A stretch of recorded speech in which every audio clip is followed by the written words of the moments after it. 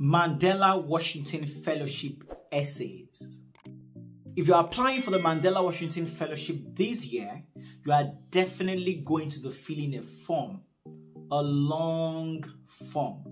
The form starts with general questions like your name, the city you live in, the city you grew up in, your date of birth, do you have a passport, and stuff. It gets harder as you progress. They're going to ask you to rank your tracks. Now there are 3 tracks: the public management track, the civic leadership, and the business and entrepreneurship track. I made a video about how to choose your track, and I'm linking the video up here if you want to figure that out. After you've selected your track, the next big questions and the most important part of the application are the essays. These essays are the ones that guarantee your place at the semi-finals and eventually in the fellowship. So you want to pay a whole lot of attention to them. There are 7 of these essays. 6 of them are absolutely compulsory. In this video, I'm going to give you the guidance on how exactly to approach each of those 6 essays so you stand a chance as some of the top applicants who would make it to the semi-finals.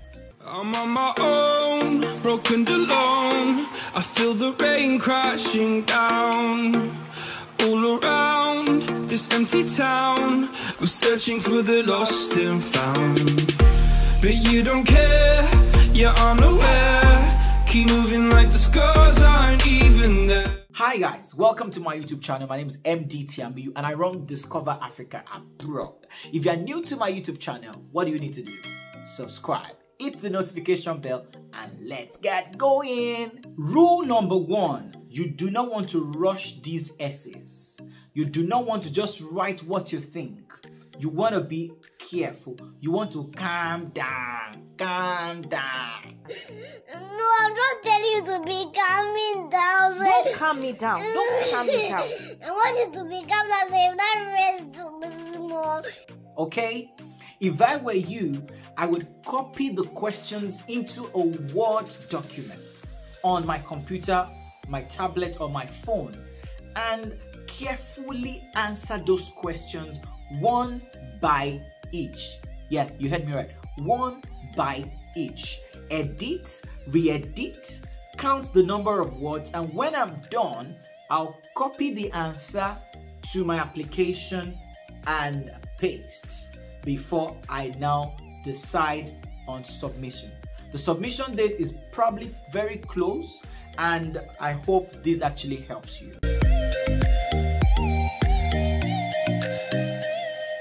Out of these 6 personal statements you're going to be writing, 2 are long essays, which gives you the space of 250 words each. The remaining 4 are 150 words each. First, the rule of thumb is this. You want to give very great responses. Underline the word great.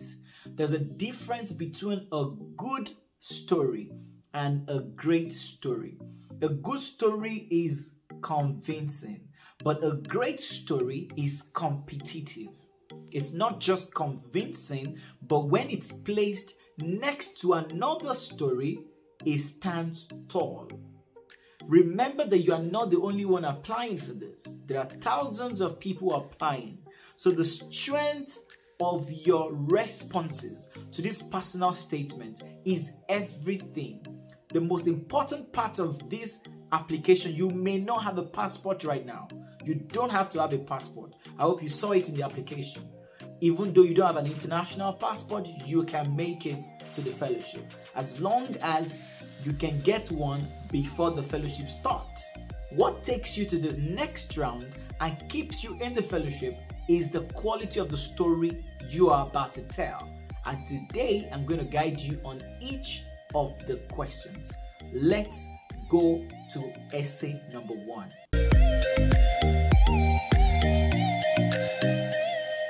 So the first question I have here on the personal statement, it says that please give a brief description of any major professional accomplishment within the last year and your long-term goals and aspirations. Why have you chosen this work? This looks like 4 questions in one. Please give a description of your any of your major professional accomplishments within the last year and your long-term goals and aspirations. 3 things. And why have you chosen this work? Your major accomplishments. I have read applications whereby the applicant went like this, whereby the question is going like this. An accomplishment is something remarkable that you have done. You need to calm down, like in the Nigerian sense. Calm down. Think about it if it's not very obvious. Something remarkable for a business person who is running a soap business could be how you turned a small amount of startup capital, 5,000 naira, for example, to thousands of revenue from the backyard of your house or from your mom's kitchen making soaps.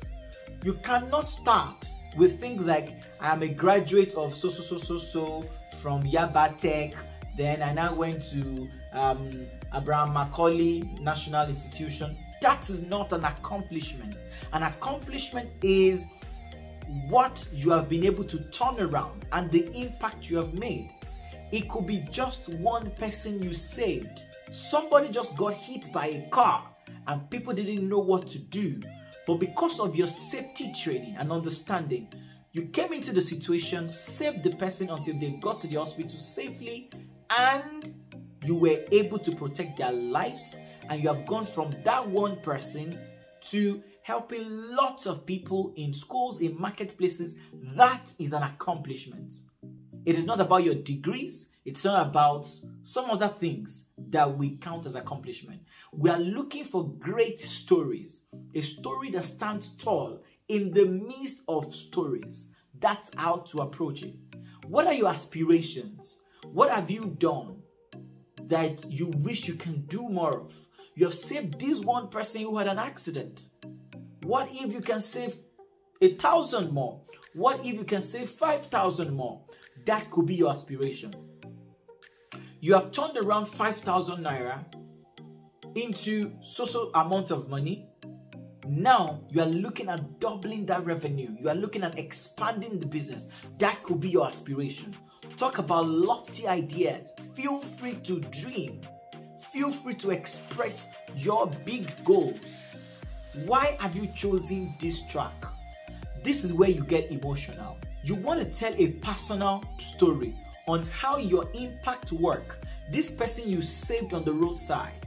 What led you to do it? What was your inspiration?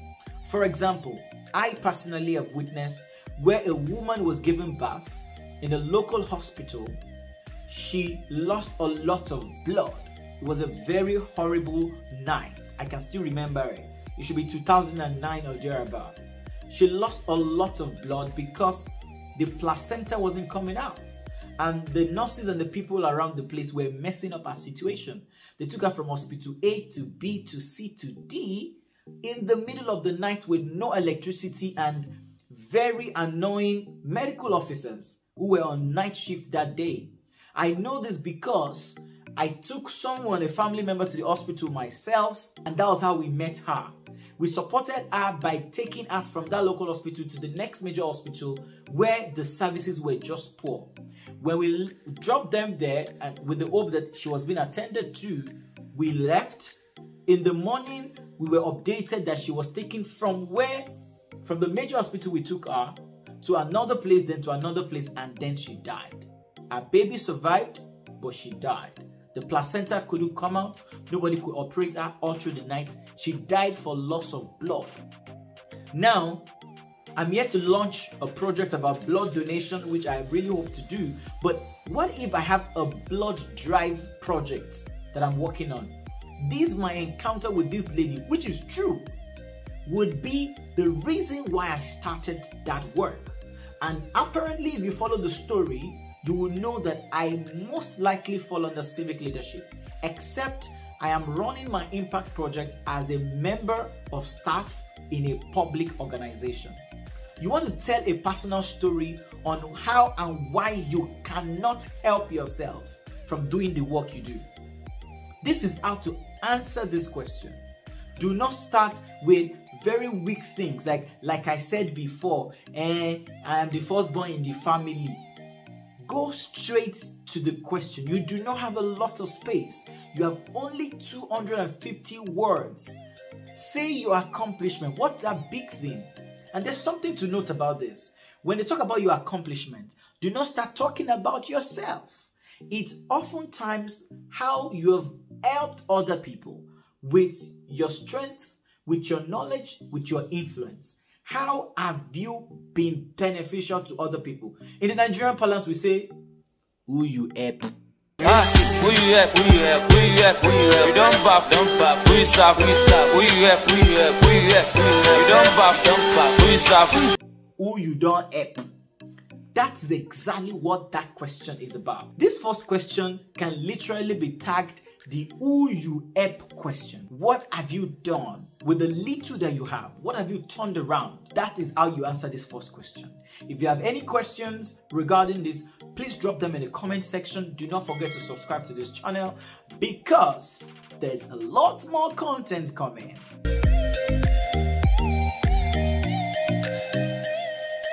Let's go to the second essay.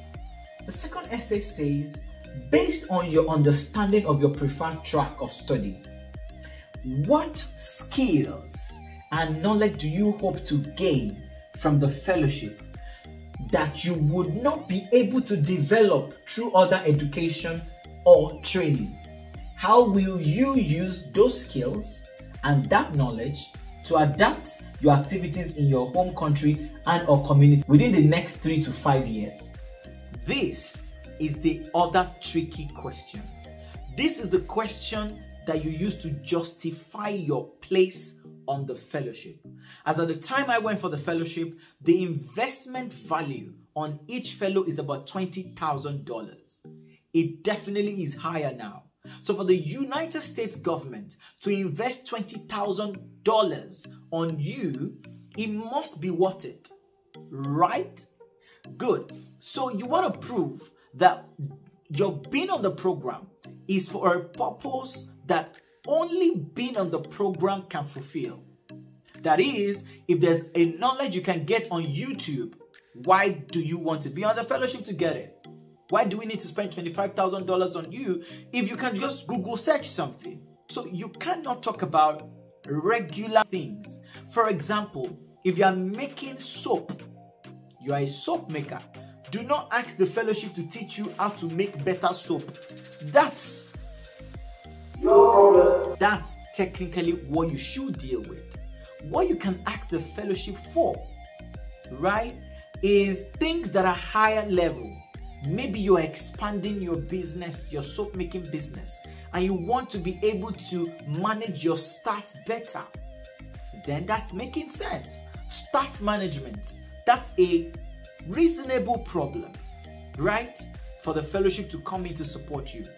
Maybe you're looking for bigger investment. You're acquiring another factory. That's a good one. You want to know how to manage bigger enterprise.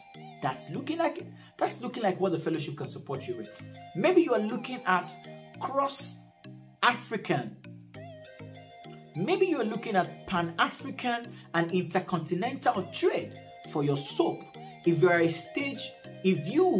a stage where your business needs to now be seen and bought into by more people than just the people in your country, then you are making sense by saying that. This is the point where you justify. This is them asking you in a very polite manner, why in the name of God should we choose you, right? So you want to put yourself in the middle of you don't know it all, you don't have it all, but you have something. You want to display leadership here. This is where, if you're a business person, you want to talk about your staff strength and what you are hoping to do with your number of staff moving forward, right? If you're a public manager, you want to talk about your aspirations for your next level at work and how you want to learn about the ideals of public service and community development, how it applies in the developed world, America, for example. You want to be very, very strategic with this second question. This second question is the reason why you would either be chosen for the semi-final or not. It has to make sense. And then again, they ask you, there are two questions in one. They ask you, what are your aspirations for the next 5 years? You want to paint a picture of a SMART goal. This sounds like, you know, general knowledge, but I would repeat it. Your goal has to be specific. Do not be beating around the bush. Measurable, something quantifiable, achievable, realistic, and time-bound. They've already bound you with time by giving you 3 to 5 years. So you want to say something that is achievable within that space. Do not say you're going to the moon or you want to be everywhere in the world. Your business is not even registered right now, right? And this is the question I ask a lot of people. Do you really want to go for the fellowship this year, or you want to think about it and apply next year? This is not to discourage you, but a lot of the people who are applying need to sit back and do the work. So what if somebody picks up your application and they visit your factory? Will they meet the things you've written here? Are you for real? The people you say you are influencing, this community that you are a blessing to, if they visit that community, would the people you say you are helping know that anything that looks like your brand is there? Are you sure about the numbers? Right? This second question, the long essay, is where you throw numbers, is where you emphasize on your progression. You have 6 staff right now. You are looking at 60 in the next 5 years, right? It shows you know what you're talking about. You have a vision for yourself. A leader has vision. A leader has a roadmap. So you want to show us where you're going, and then we want to look at it. We need to go with you on this journey, or, well, you'll be fine. So you need to be able to paint a very great picture of the future. And like I said in the last video, I'll put the link up. We don't want to read your story. We want to see and feel your story.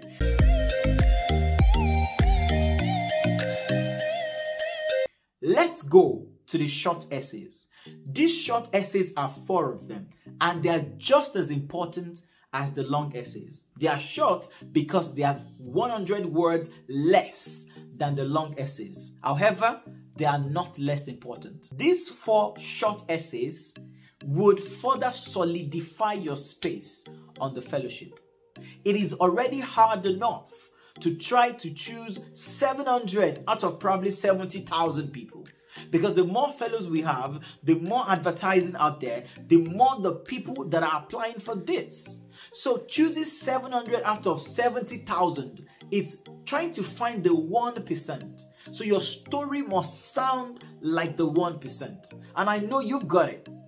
It's up to you to do the work now. Let's look at essay number 3, which is actually a short essay. The question here says, public and community service are essential responsibility for leaders. What communities do you most hope to reach and engage through your work? How are you working towards this goal now? And what else do you hope to accomplish in the future? This question is tricky. It's 3 in 1. And you want to be very, very direct. This is a formal essay. No greetings, no, and like I said before, and you know that, and what I wanted to really say, you know, really. You think say they're wise? Now they never leave you. They have left you behind. You have to be very, very direct, and you have to use lingo. I mean, keywords of the space with which you are applying for. If you are applying on the public management track, there's certain lingo that public managers should say. If you're on the business track, you want to speak like a business person. If you're a civic leader, you want to use the proper lingo for your space. So this question is very, very tricky. It has 3 parts and you want to be direct. What's the community or demography of people you are helping? This third essay is a justification for the first one. So your story must align.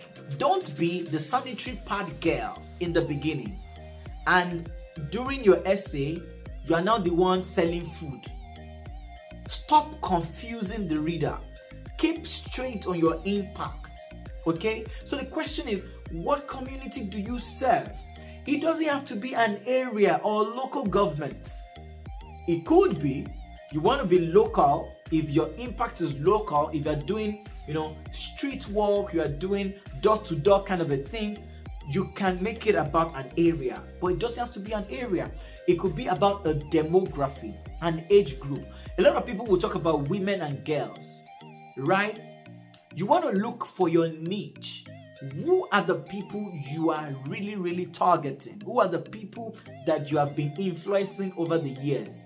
Are they older people? People in the 60s to 70s? Right? And it's been a long time I saw anything like that. Everybody's protecting the girl child. Everybody now is protecting the girl child. Nobody's protecting our seniors. The people in 60, 70, 80. I've not seen a lot of projects about that. Right? And I'm not suggesting, if you want to start doing it, that would be awesome. But you probably are doing it and you are not talking about it. Right? You can be multiple things in real life. It's fine. But do not confuse the reader by bringing too many elements of your work. You want to be very direct with your demographic. The people you are targeting, are they men, are they women, are they a mix of both? Are they old, are they young, are they a mix of both? What particular challenge do they have? In the beginning, in your first long essay, you have kind of told us why you started, right? People start things like play, like accidentally, but you did not stop there. You have extended your impact and your influence to a lot more people. So these are the people we're talking about. We want you to specifically define them. Tell us their age. Tell us what they really suffer from. They can be spread across the world, right? You can be doing things for people with disability. They are everywhere in the world. But the second question in this essay is asking you, what are you doing about it now? So there are people with disability everywhere in the world, but at least you have started from your immediate community. This is what we want to hear from you. Okay? There are people who need fashion stuff around the world, but you have started with what you understand. Now, the third part of this essay is, what do you want to do next? Like, how do you want to expand it? So they're asking you to define your audience, define the people you have been influencing. What are you doing in your little way now? And by the influence of the fellowship, how would you be able to do it better? This is how you go about it. Do not beat about the bush. Do not go left, right, and center. Go straight forward. Who exactly are these people? What's their number? How many of them do we have? And you have already told us why you are targeting them. But now we really need to know what you are doing exactly for them. And what are your future aspirations? If that answers the question, or if you're still struggling answering it, please put a question on that and I'll try to answer you.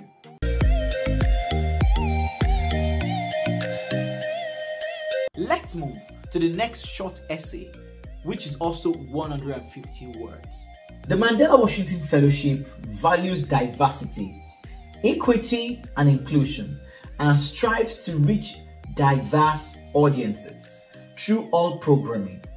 Provide a specific example of how you have committed yourself to these values in your professional and or personal life. This essay bothers about diversity, equity, and inclusion. Please, if you don't understand it, Google those terms first. In all you get, the scripture says, get understanding. Do not answer them until you fully understand what these things are. Take your time and type in Google or YouTube, what is diversity? Diversity typically is white beans, red beans in the same bowl. Do you want to separate them and cook them differently, or you don't mind cooking them together? Diversity is having a mix of people with different traits and different inclinations in the same space without suffocating or intimidating one side to the other, right? So regardless of your tribe, your religion, your age, everybody is respected, everybody feels needed, everybody feels welcome. They want to see how you are balanced in your work, right? You want to show them also how you are inclusive. And inclusion really talks about the marginalized communities in our society. Part of marginalized people are people living with disability. Most of our roads don't have wheelchair access. We have already excluded them. We build our roads without thinking that these people exist. So that's a problem, right? People who identify as other genders, they are also considered as people who have been excluded. People who live under the poverty line are also people who have also been excluded. You want to show a way your work is giving voices within that your small impact space, how your work is giving recognition to them within the work you do. You may want to tell the story as if you're an employer of labor, as on your business track, that the people you employ, you do not discriminate. You want to show us that, right? You want to show us that even at your workspace, you treat everybody equally regardless of where they come from. However, the best way to answer this kind of question, because this is a scenario-based question, if you look at it, they have asked you specifically. They said, provide a specific example. And the way you answer this kind of questions is to use the STAR approach. S-T-A-R. STAR. And what does STAR stands for? Situation, task, action, results. A great scenario-based question must follow this approach for it to make sense. So you want to tell a situation. What happened? Let me give you an example of how to use STAR. The road in front of my house is bad. That is the situation. Two people are fighting in your office. That is the situation. What is the task? The task is, I want this road to be fixed. That is the task. What is the task for you, for the two people fighting in your office? For them to stop fighting and be able to work together. That is the task. The T. What is the action? What did I do about the road in front of my house? What did you do about the people fighting in your office? I took a picture of the road. I went to the local council authority, to the Department of Works, and I asked, who works here? And they said, this is the person who works. And I said, so road, number this, area this. This is the picture, the road is bad. Can you fix it? That was the action I took. In your case, with the two people fighting in your office, what did you do? You applied dialogue and deployed alternative conflict resolution. You spoke to each of the parties to understand their grievances. That was the action you took. The R in the STAR approach stands for results. After I spoke to the local council, what happened? They started to look at the road, and the road has now been commissioned for repair. That is the result. Even if the road has not been done, at least there's a result. The road has now been commissioned for repair. They're going to start to repair it next week. When you did dialogue and alternative conflict resolution with these two people, what was the result? The two of them felt heard. They felt like somebody cares. And now they have stopped fighting and they are beginning to speak to each other and doing work together. That is how to tell a story when you have scenario-based questions like this. They have asked you, provide a specific example. Do not beat around the bush. Find a scenario that happened and use the STAR approach. I'll repeat it. Situation, task, action, and the result. Did you get that? If you like this video, if you love what you're listening to, if it's somehow helping your application journey, please drop comments, subscribe for more content, hit the notification bell, and let's get going. I'm going to jump now to the third short essay.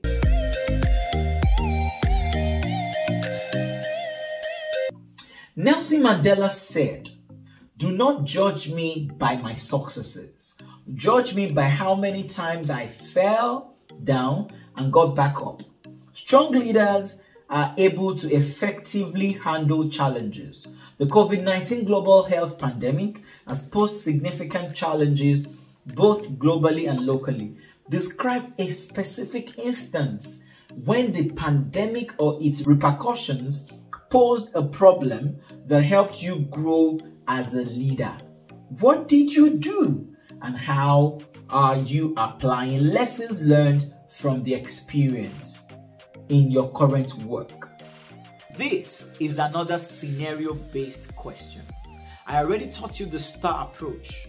The pandemic hit everybody hard. So you want to paint a situation, task, action, result approach.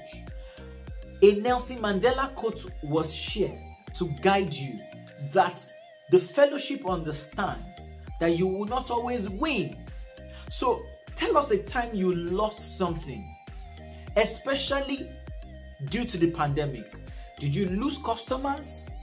Did you lose your job? Some of us lost our jobs. It's fine.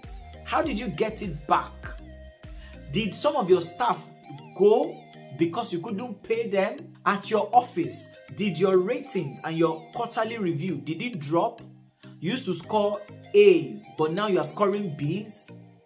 What did you really suffer?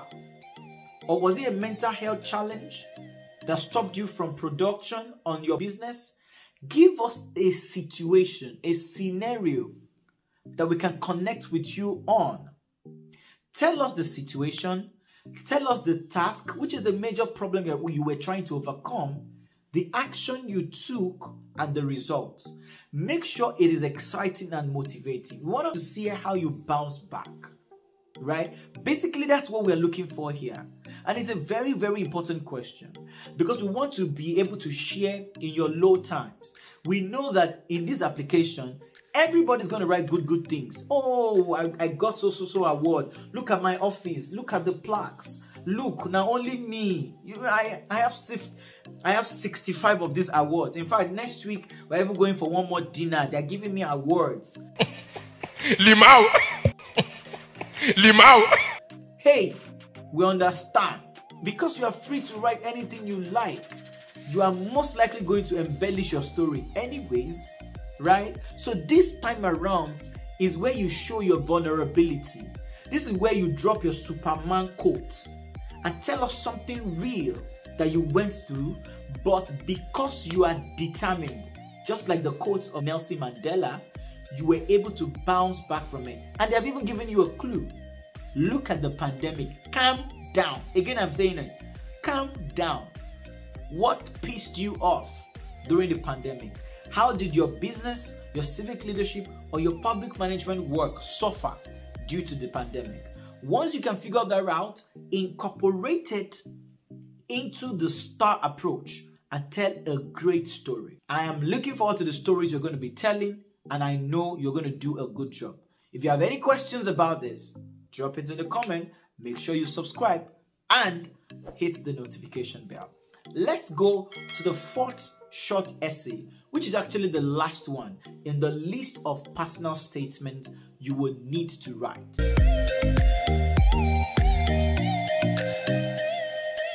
The last question here says, Nelson Mandela was awarded the Nobel Peace Prize for working with leaders of the South African government to agree on a peaceful transition to multi-party rule and an end to apartheid, demonstrating that leaders can achieve progress despite differing views on identities.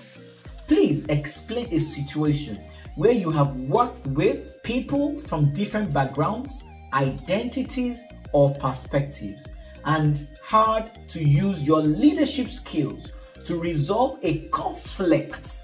This is a key word here. Or disagreement, another key word. What actions did you take? And how did you encourage respectful discussions? You'll be wondering why they are mentioning Mandela every time. Well, the fellowship was named after him. So be it. Again, this is a scenario-based question. Do not start quoting scripture here. Stop preaching. Follow the STAR approach. What situation did you find yourself that involved senior colleagues, junior colleagues, that involved people from different regions of the country, that involved people with different religious backgrounds, that involved people with different interests? You work with stakeholders, right?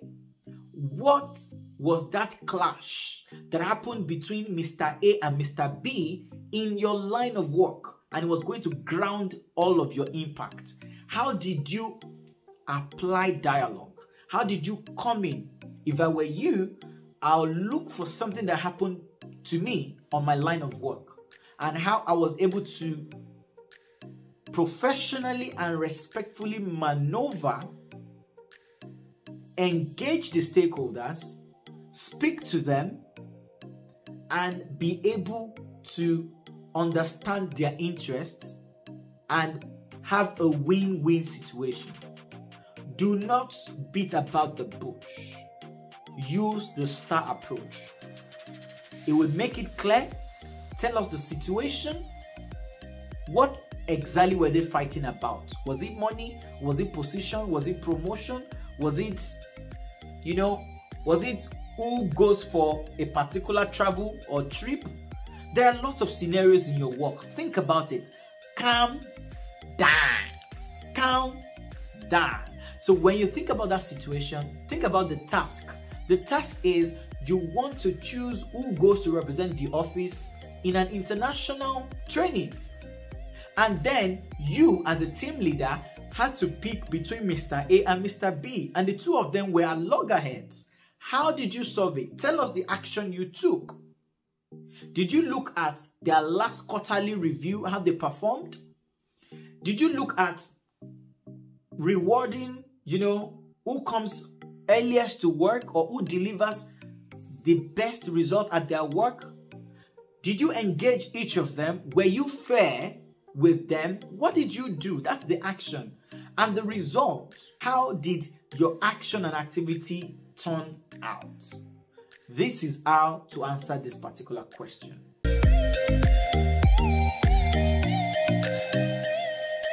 Well, it's been a long video so far. If you like it, if you enjoyed it, remember to give a thumbs up. I'm looking forward to 100 likes on this video. So let's do it. If you're yet to subscribe or you are new to my channel, my name is Emdee Tiamiyu. I run Discover Africa Abroad on YouTube, and I'm excited to welcome you to my channel. Thumbs up, subscribe, hit the notification bell. Until the next time when I catch you up. If you have any questions on things that I've shared, please feel free to drop your questions below. You are going to make this fellowship. I believe you. You have a right to be motivated. I'm on my own, broken and alone. I feel the rain crashing down all around this empty town. We're searching for the lost and found.